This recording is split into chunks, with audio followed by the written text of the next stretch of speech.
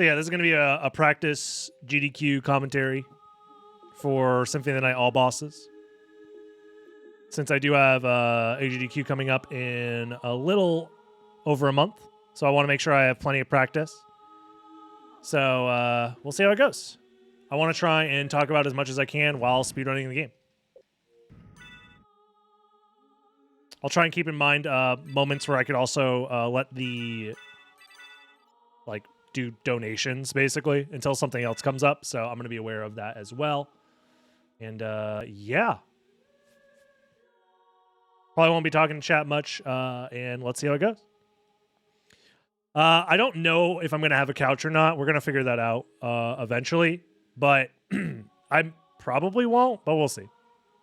All right, practice, go. So at the very start here, you're going to be seeing, I'm going to be playing as Richter here in this prologue sequence. Everything that I'm doing here is actually important for the rest of the run. It's going to be setting up my stats and my items that I have when I start playing as Alucard after the sequence.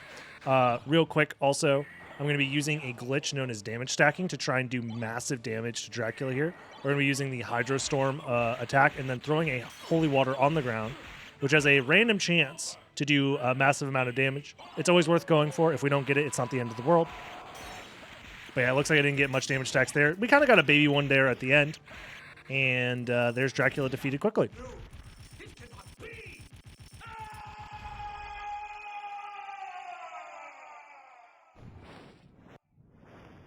We're going to start playing as Alucard now that we're finished with the prologue sequence.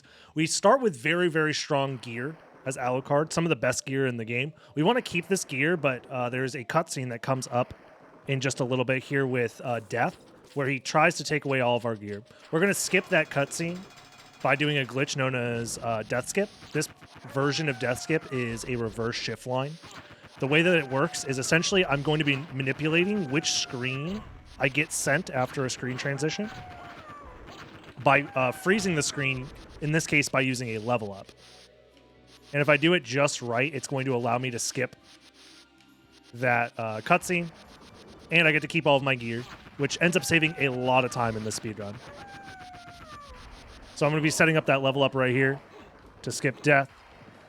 Just got to get this warg into the correct position. That should work.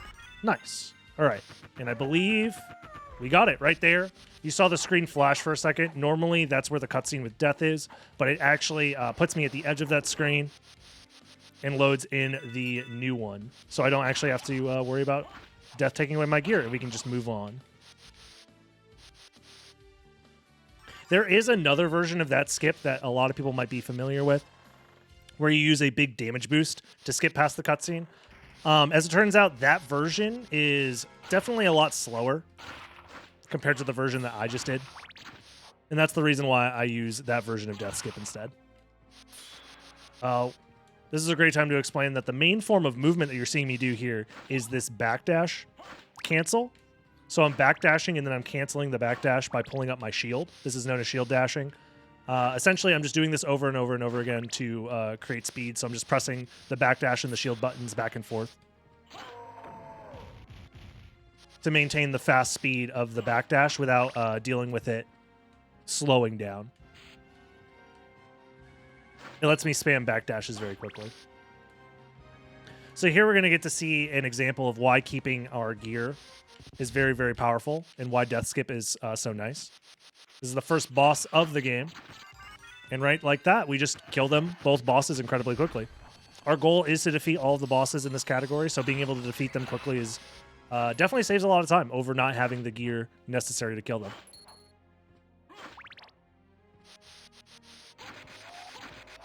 Fun fact about shield dashing, by the way, that I forgot to mention is the speed of the shield dash itself is about twice as fast as walking normally.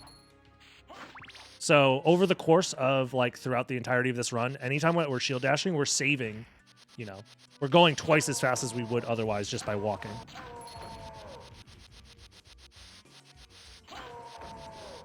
One thing that is important to note about this category as a whole, as you saw, that boss fight was incredibly quick. Boss fights in this game can be technical, but not necessarily difficult. to execute because we have such powerful gear. So most of this speedrun is actually an emphasis of your movement techniques and quickly moving from boss to boss. And it's not necessarily like this category isn't necessarily about using a multitude of strategies to defeat bosses quickly, because for the most part, we're going to have some of the best gear in the game, so it's going to be pretty trivial to defeat these bosses quickly. So this category is much more of an emphasis on movement instead of combat.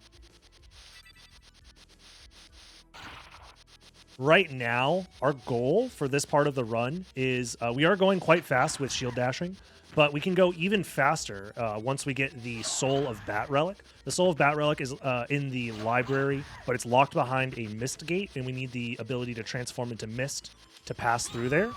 So we're going to be getting a relic known as the Soul of Wolf as fast as we can. This is going to be used to do a sequence break to get to the Mist Relic faster, and then we're going to use that Mist Relic to get the Bat Relic, and then from there we should be able to fly around the castle incredibly quickly, and that's going to speed up our movement for the rest of the run.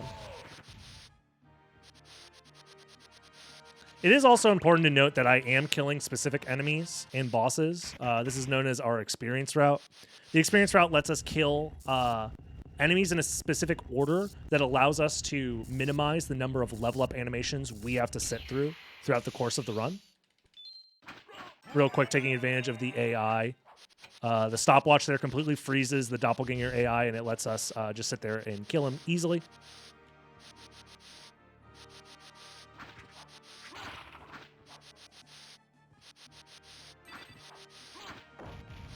But yeah, all of these enemies that I am killing here are part of the experience route to minimize the number of extra level ups that we would be forced to sit through, because each level up animation is about 2.5 seconds, 3 seconds long. So if you can minimize how many level up animations you see, it will speed up the game a decent amount. Like, for example, it's actually faster to go out of your way to kill this particular enemy because it helps save level up animations later.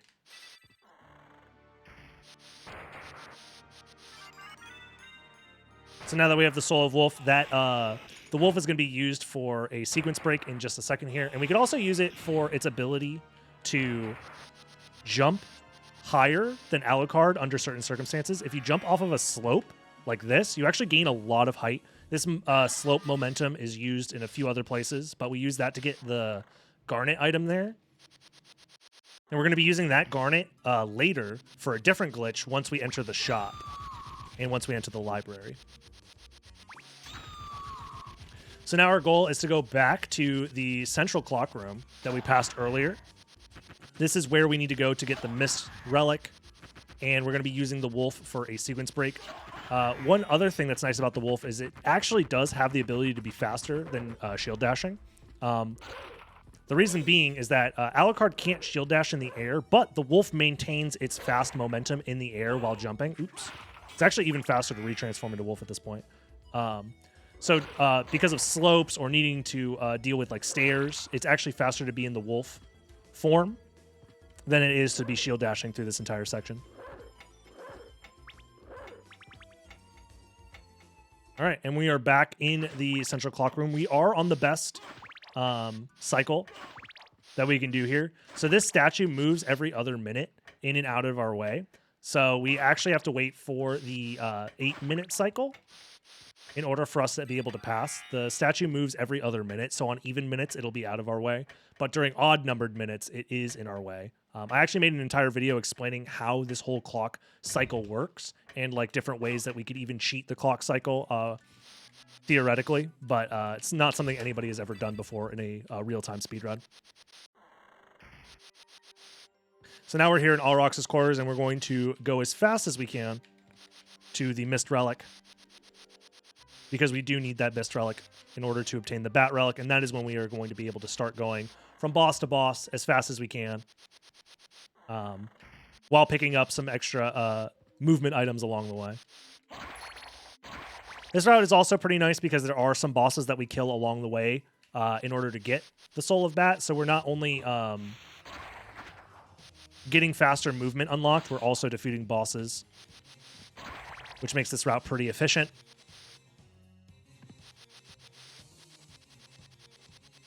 So something weird that happens with the boss AI here, something to do with skipping this cutscene, The boss AI doesn't activate right away when you skip this cutscene. So we're able to just like sit there and slash them and kill them quite quickly. And this is the form of mist that we need. But before we move on into the library and get the soul of that, we actually need to make a quick detour to what is basically the best item in the game here, which is the shield rod. The shield rod, in conjunction with any shield, lets you cast particular spells. And in conjunction with the Alucard shield, which is the shield that we happen to have started with, is the most powerful weapon in the game. So we're going to be using that to kill bosses incredibly quickly in just a little bit here. But we're going to be using that library card that we just picked up before the Minotaur and Werewolf fight to warp to the library, and we're going to be using the Wolf again for another slope jump here to get to a fairy familiar much before we're supposed to. Unfortunate. So the books do have some AI, some randomness to their patterns, and I got kind of unlucky there, but we do have a backup that we can go for. He loses a little bit of time. All right, so we grab the fairy card. This fairy familiar is used for what is known as the shop glitch.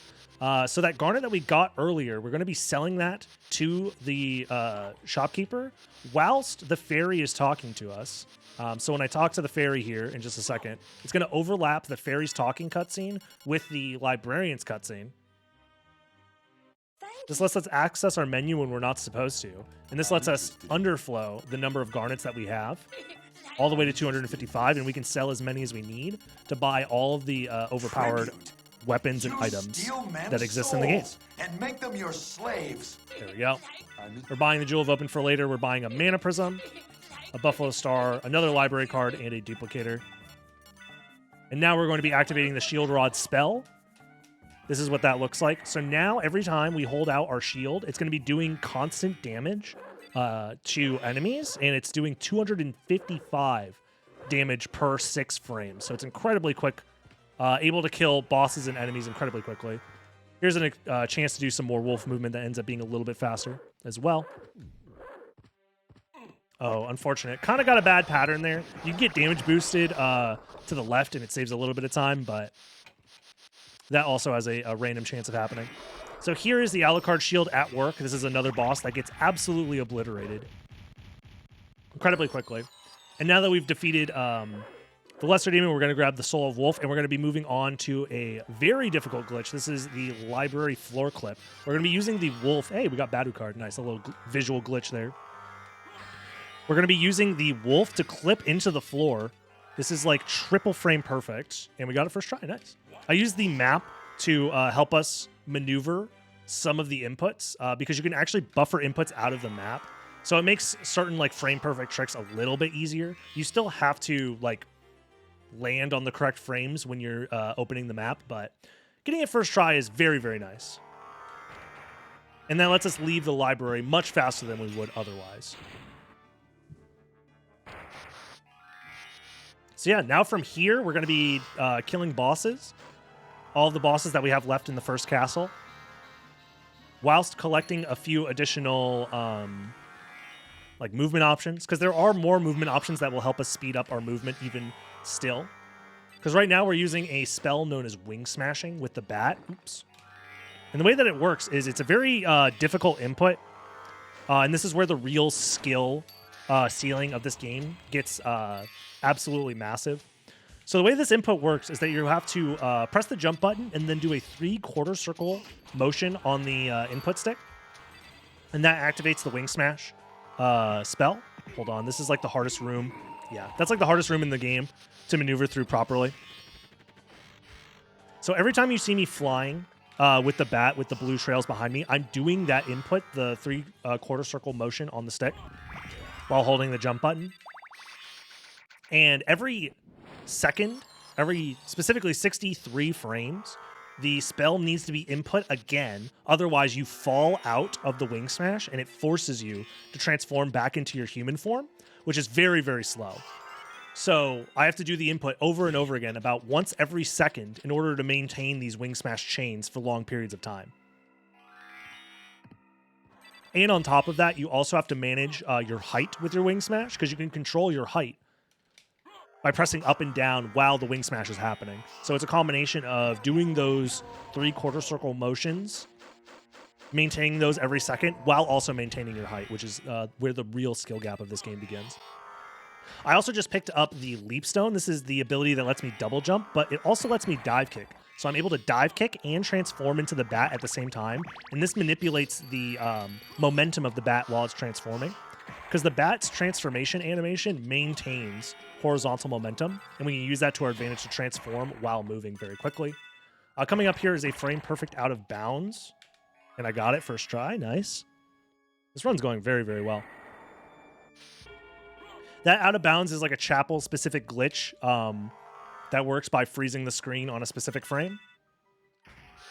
And it lets us get into Alrox's quarters, this area here, from behind incredibly quickly. This saves like minutes of backtracking, so it's a very important glitch in order to perform. And then we move on to the next boss here, which is the Alrox fight. He has 2 forms, but again, the Alucard shield is incredibly powerful.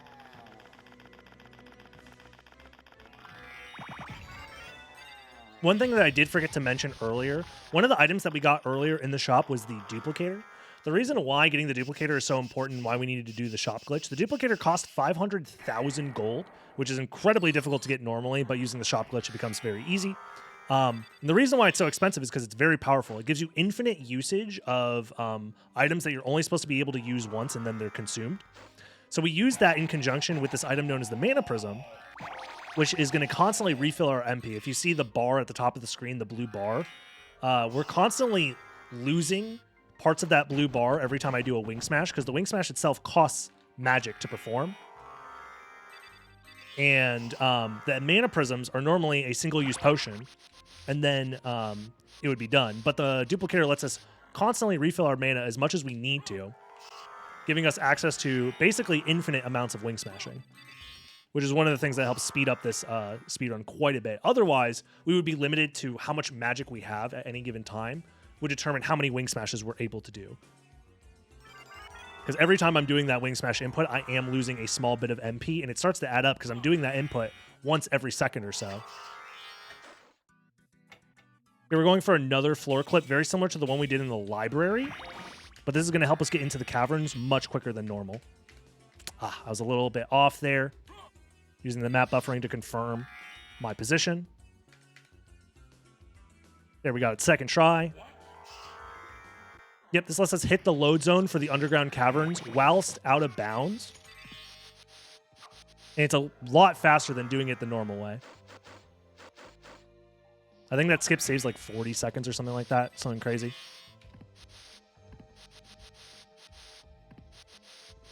So far, we've gotten a few extra movement relics. We got the Leap Stone, like we said earlier, which helps us with our horizontal momentum when transforming into the bat. But we also got the Gravity Boots just a second ago before doing this floor clip.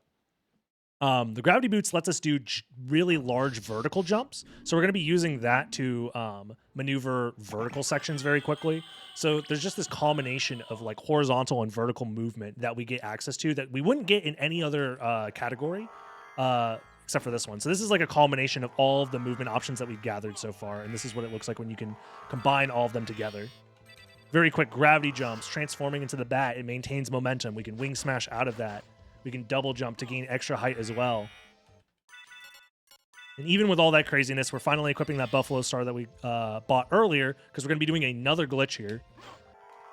This is the Scylla skip. This lets us exit the boss arena that we've just entered a lot faster than normal by deloading the boss door at the end here and then having it reload on top of us. Oh, wow, I failed the glitch. That's like the first time I failed that in a long time. All right, so we lost like 10 seconds going for it, but it's definitely worth going for. That door that we bonked into would normally be deloaded, and it would just push us through the floor, but that's unfortunate that we don't get to show that off. I need that.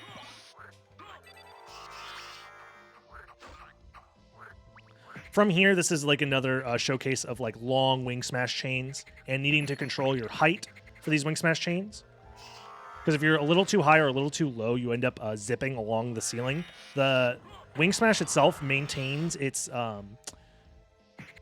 position along terrain. So if you end up touching a slope, your wing smash will like fly in the direction of that slope, and sometimes that's not what you want. Ooh, I need this Donkey Kong to not throw its barrel at me. We need to reload the room. So this little Donkey Kong skeleton with the barrel, I need it to throw the barrel at a specific position to break this bridge here and let me progress. There are ways to skip past the bridge, but they end up being slower than just doing it the normal way. So we just do it the normal way.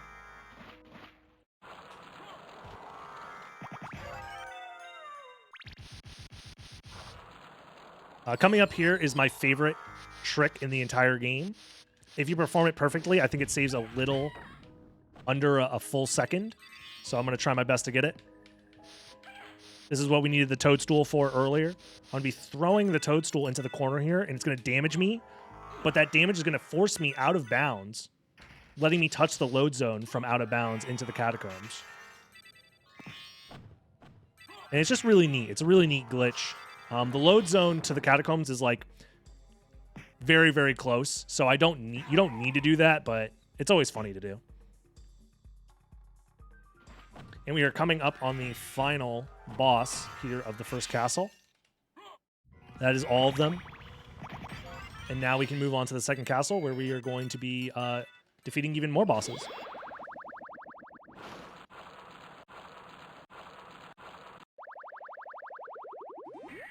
Just need to re-equip the mana prism so I can refill my MP while I fly.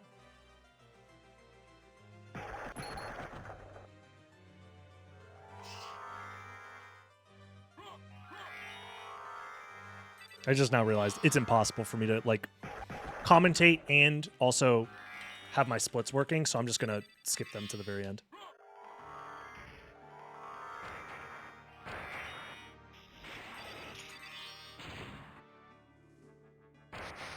Yeah, the second castle is definitely like very awkward to maneuver normally, but since we have all of these movement options available to us, it really showcases like the movement skill that exists in this game, being able to traverse these very awkward upside down corridors in ways that the developers didn't necessarily intend. I also need to mention that we're going to be skipping Richter here. Oh, that was so close. There we go, second try. So the way that this Richter skip works is that by jumping into the room at a specific speed and a specific angle, it's pretty difficult to do consistently. It loads in a version of the room where Richter is being saved by Alucard. Essentially, the game doesn't realize that you're entering the room. So it loads in the default state, and the default state is Richter being saved. So we never have to go out of our way to grab the holy glasses, which is like normally a big part of this game's main story and quest line. And that ends up skipping like 3 major items that we would need to collect normally. And it saves us a lot of time.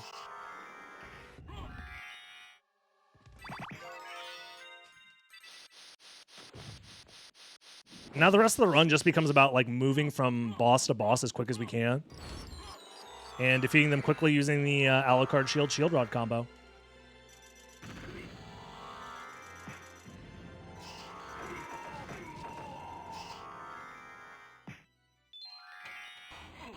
Dang.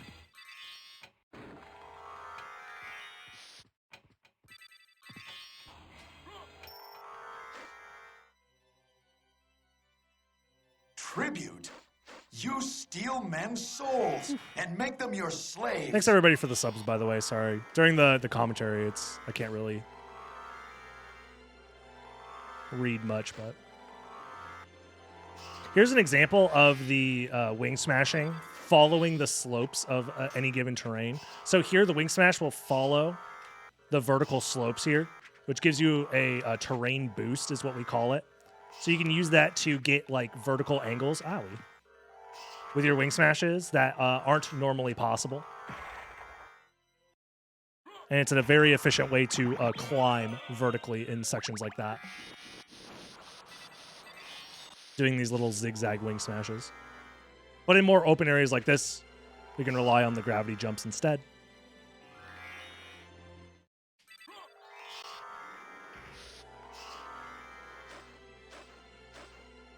Yeah, this would probably be like the best time for donations, is like this part of the run. There's not much to say. There's no skips, there's no glitches. The movement is like just stuff that we've seen before.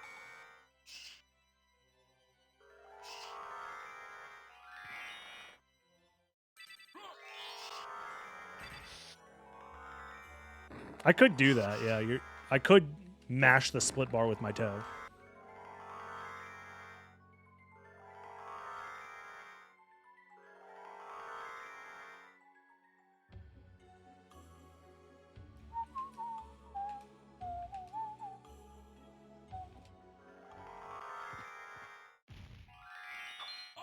Nice.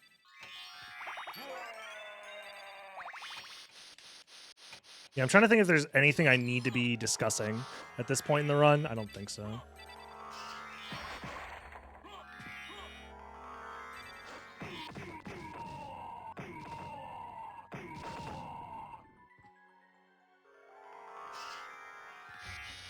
I think the only thing I want to discuss at this point is like basically let them read donations during this entire time. Donation, donation, donation. But after death, I just want to point out like a chance to do some like cool movement.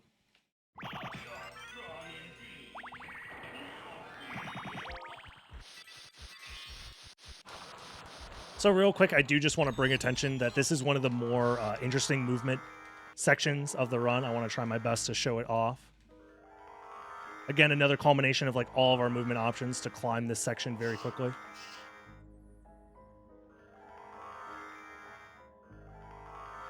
All right, absolutely beautiful. Pretty much flawless until the very end there.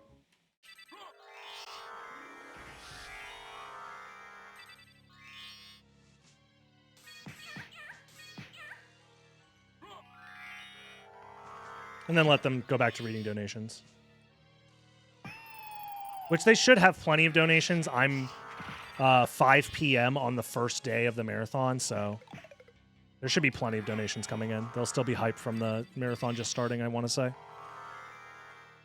If they give me a chance to talk, I can talk to them about, like, this is the boss with the most amount of health in the game. So it takes a few seconds to kill with the Alucard shield.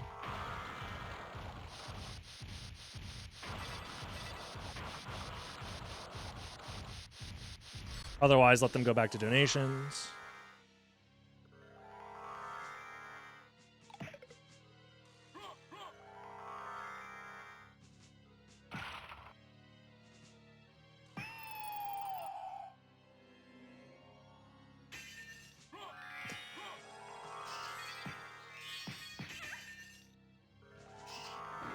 Damn.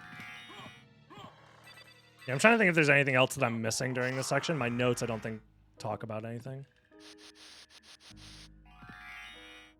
Yeah, I have nothing in my notes until Relic Skip, so this whole time is just donation slash if I have somebody on the couch, hopefully we can just banter. Whew. That's the thing about this speedrun is that like it's so first castle heavy with all the different tech and movement and stuff to talk about. And then the second castle, it's like, all right, we flying now.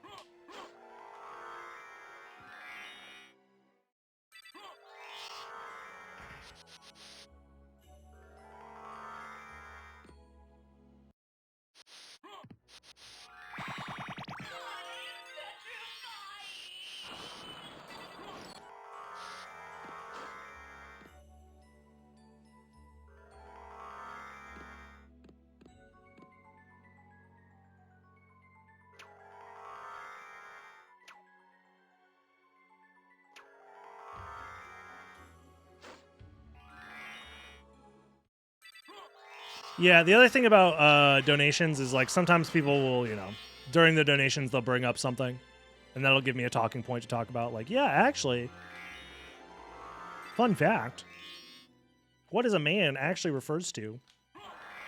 I don't know. I imagine most of the donos are going to be like, "What is a man?"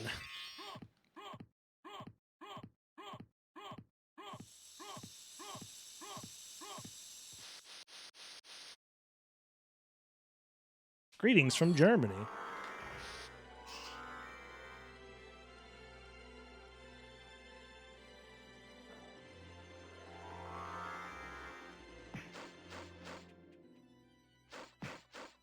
Really? Can't believe I dropped that wing smash. Creature skip dono goal. Nah, the donation incentive is already a bid war between any percent and all bosses. So I'm assuming that the all bosses donation goal gets met. Because it's like the first run with a donation goal like that in the marathon. So it'll probably get met. If it doesn't, then I'm just playing any percent. Which is fine.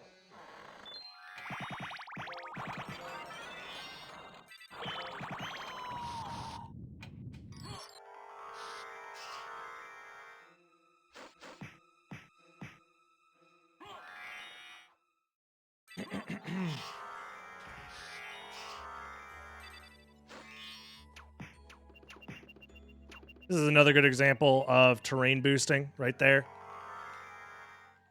By wing smashing against the ceiling, it gives us an angle that wouldn't normally be possible. So let's get through that room quickly.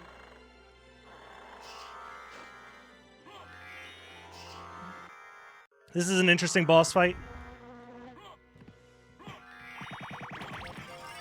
The goal is to get inside of Beelzebub with the shield out and then dive kick off of his body while having a little bit of invincibility in order to stay doing damage to him the entire time. And that was the last boss of the entire game, except for Shaft and Dracula, who are coming up in just a second here. Yeah, the speedrun goes by very, very quickly.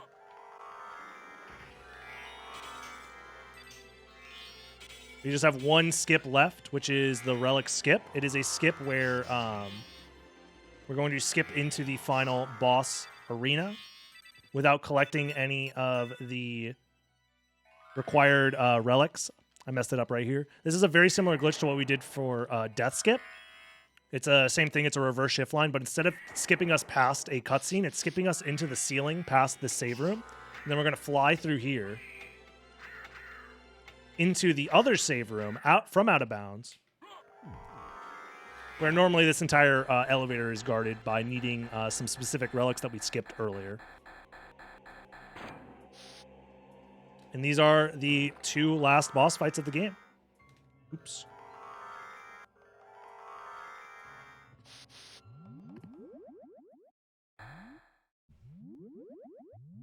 And of course, we're going to be defeating them quickly using the Alucard shield insanely quickly. This is a pretty good run. Not too bad. It's happy I got to show off everything. Got a lot of the skips first try. The movement definitely was not clean. I wouldn't say that during a GDQ run, but I'm honest with you guys. That movement was not clean. But I think the more I practice moving with commentary, the more I'll be comfortable doing like better movement while just talking about what's happening. Yeah. I could probably save a minute on this run pretty easily whilst doing commentary, so. But still, this is way underestimate. What is my estimate?